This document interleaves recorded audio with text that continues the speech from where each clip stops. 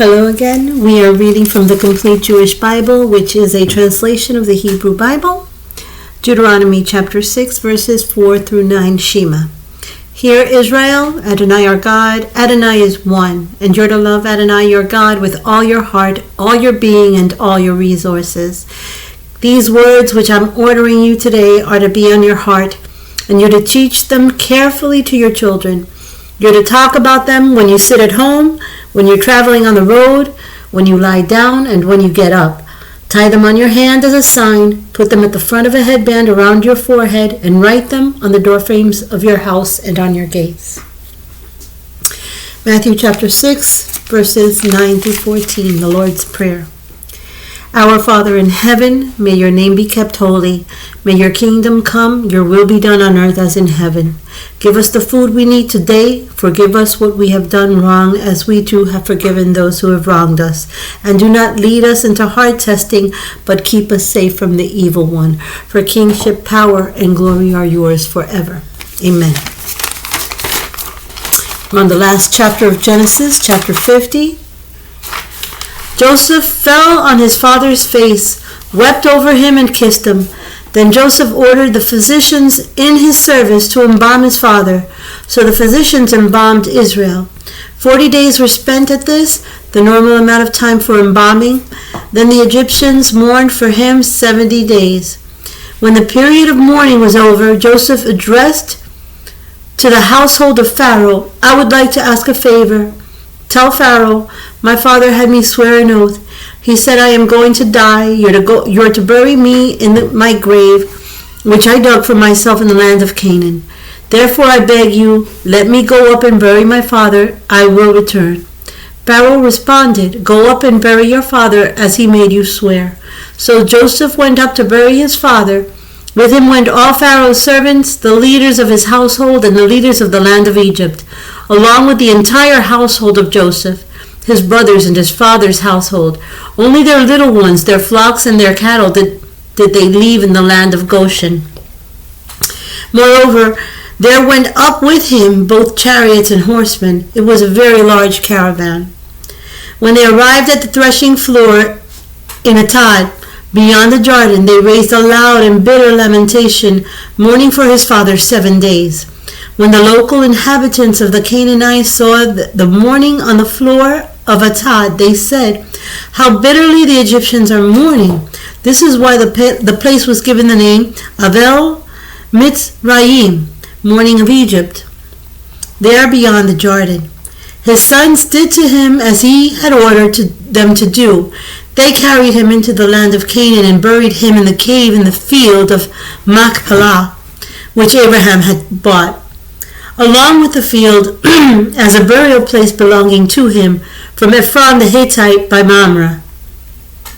Then after burying his father, Joseph returned to Egypt, he, his brothers, and all who had gone up with him to bury his father. Realizing that their father was dead, Joseph's brothers said, "Joseph may hate us now and pay us back in full for all the suffering we caused him." So they sent a message to Joseph which said, "Your father gave this order before he died. Say to Joseph, I beg you now, please forgive your brother's crime and wickedness in doing you harm. So now we beg you, forgive the crime of the servants of the God of your father." Joseph wept when they spoke to him. And his brothers too came, prostrated themselves before him, and said, "Here we are your slaves." But Joseph said to them, "Do not be afraid. Am I in the place of God? You meant to do me harm, but God meant it for good, so that it would come about as it is today, with many people's lives being saved. So do not be afraid. I will provide for you and your little ones." In this way he comforted them, speaking kindly to them. Joseph continued living in Egypt, he and his father's household. Joseph lived 110 years. Joseph lived to see Ephraim's great-grandchildren, and the children of Manasseh's son Machir were born on Joseph's knees. Joseph said to his brothers, "I am dying, but God will surely remember you and bring you up out of this land to the land which he swore Abraham, Isaac, and Jacob. Then Joseph took an oath from the sons of Israel. God will surely remember you, and you are to carry my bones up from here. So Joseph died at the age of 110, and they embalmed him and put him in a coffin in Egypt. 1 Samuel chapter 5. The Philistine had captured the ark of God and brought it from the Ebenezer to Ashdod. Then the Philistine took the ark of God, brought it to the temple of Dagon, and set it next to Dagon. But early the next morning, when the people of Ashdod got up, there was Dagon fallen down with his face to the ground before the ark of Adonai. They took Dagon and set him in his place again. But early the following morning, when they got up, Dagon was again fallen down with his face to the ground before the ark of Adonai. This time, the head of Dagon and both hands lay there, severed on the threshold. All that was left of Dagon was his torso.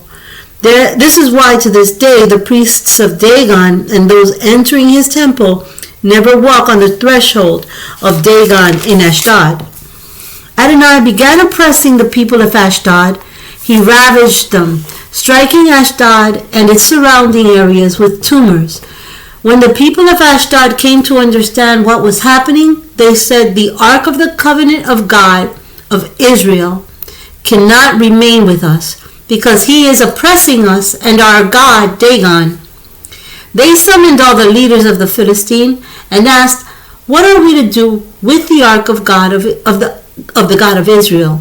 They answered, "Have the ark of the God of Israel carried to Gat." So they carried the ark of the God of Israel to Gat. But after it arrived there, Adonai oppressed that city, causing terrible panic. He struck the people of the city, great and small alike. Tumors broke out on them. The next day sent the ark of God to Ekron. But when the ark of God arrived in Ekron, the Ekronim shouted, "Now they brought the ark of the God of Israel to us, to kill us and our people." So they summoned all the leaders of the Philistine and said, "Send the ark of the God of Israel away. Let it go back to its own place so that it will not kill us and our people," because death and panic pervaded the whole city. God's oppression was very heavy there. The people who didn't die were struck with the tumors, and the city's cries for help reached the skies. Psalms chapter 50. Psalm of Asaph. The mighty one, God Adonai, is speaking, summoning the world from east to west. Out of Zion, the perfection of beauty, God is shining forth. Our God is coming and not staying silent. With a fire devouring ahead of him and a great storm raging around him, he calls to the heavens above and to the earth in order to judge his people. "Gather to me, my faithful, those who made a covenant with me by sacrifice." The heavens proclaim his righteousness, and God himself is judge. "Listen, my people, I am speaking.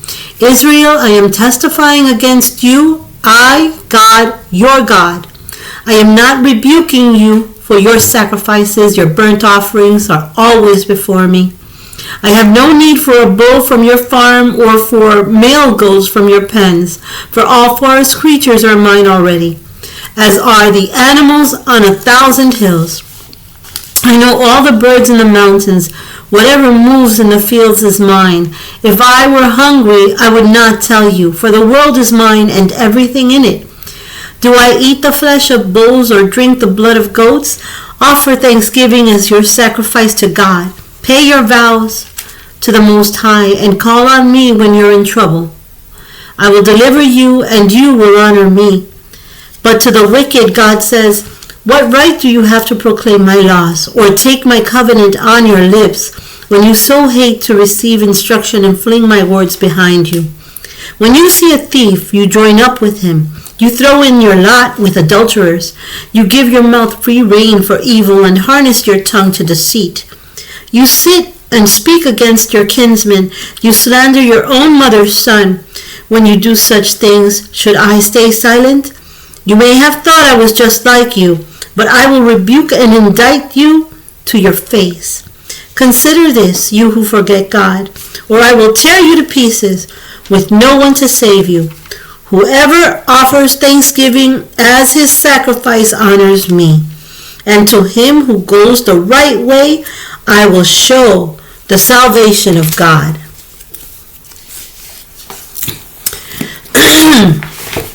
Now Luke chapter 6. One Shabbat, Jeshua was passing through some wheat fields. His Talmidim began plucking the heads of grain, rubbing them between their hands and eating the seeds. Some of the Perishim said, "Why are you violating Shabbat?" Jeshua answered them, "Have you not ever read what David did when he and his companions were hungry? He entered the house of God and took and ate the bread of the presence, which no one is permitted to eat but the Kohanim. The Son of Man," he concluded, "is Lord of Shabbat." On another Shabbat, when Jeshua had gone into the synagogue and was teaching, a man was there who had a shriveled hand. The Torah teachers and Perishim watched Jeshua carefully to see if he would heal on Shabbat, so that they could accuse him of something. But he knew what they were thinking, and said to the man with the shriveled hand, "Come up and stand where we can see you." He got up and stood there. Then Jeshua said to them, "I ask you now, what is permitted on Shabbat? Doing good or doing evil? Saving life or destroying it?" Then after looking around at all of them, he said to the man, "Hold out your hand." As he held it out, his hand was restored. But the others were filled with fury and began discussing with each other what they could do to Jeshua. It was around that time that Jeshua went out to the hill country to pray, and all night he continued in prayer to God. When day came, he called his Talmidim and chose among them 12 to be known as emissaries: Shimon, whom he named Kepha, Andrew his brother, Jacob, Johanan, Philip, Bartholomew, Matthew, Thomas, Jacob, Ben-Halphi, Shimon the one called the Zealot, Judah ben Jacob, and Judah from Keriot, who turned traitor. Then he came down with them and stood on a level place. A large crowd of his Talmidim were there, with great numbers of people from all of Judah, Jerusalem, and the coast around Zoar and Sidon. They had come to hear him and to be healed of their diseases. Those who were troubled with unclean spirits were being healed, and the whole crowd was trying to touch him, because power kept going out from him, healing everyone. He looked at his Talmidim and said, "How blessed are you poor, for the kingdom of God is yours. How blessed are you who are hungry, for you will be filled. How blessed are you who are crying now, for you will laugh. How blessed are you whenever people hate you and ostracize you and insult you and denounce you as a criminal on account of the Son of Man. Be glad when that happens. Yes, dance for joy, because in heaven your reward is great, for that is just how their fathers treated their prophets.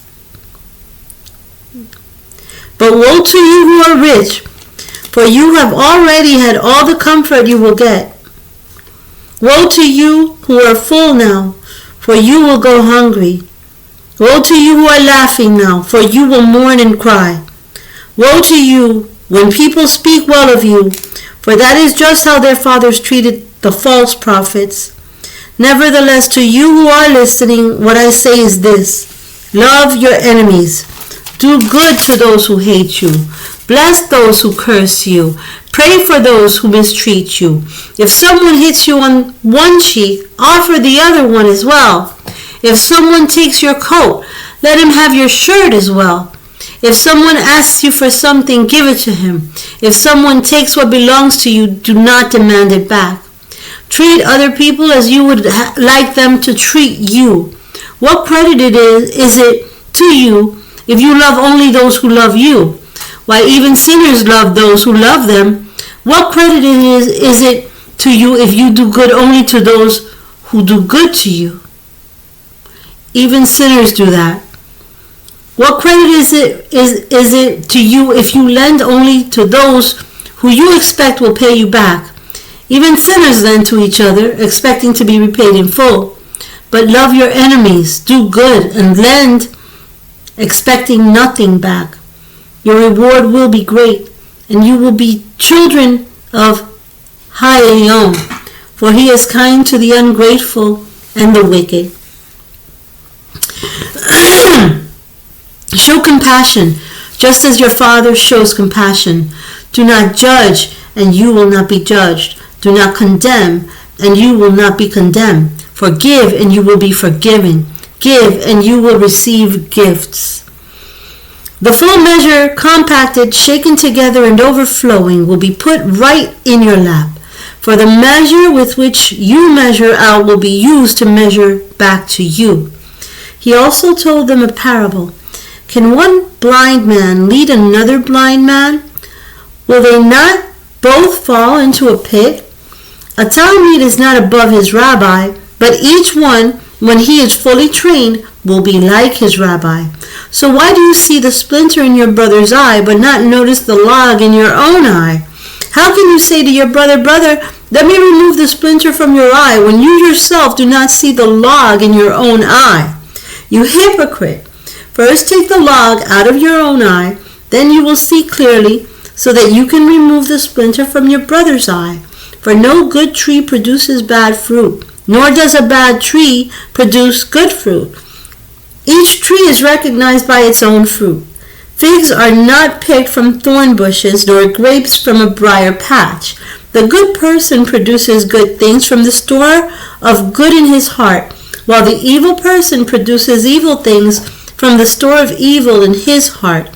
For his mouth speaks what overflows from his heart. Why do you call me Lord, Lord, but do not do what I say? Everyone who comes to me hears my words and acts on them. I will show you what he is like. He is like someone building a house who dug deep and laid the foundation on bedrock. When a flood came, the torrent beat against the house but could not shake it, because it was constructed well. And whoever hears my words but does not act on them is like someone who built his house on the ground without any foundation. As soon as the river struck it, it collapsed, and that house became a horrendous wreck.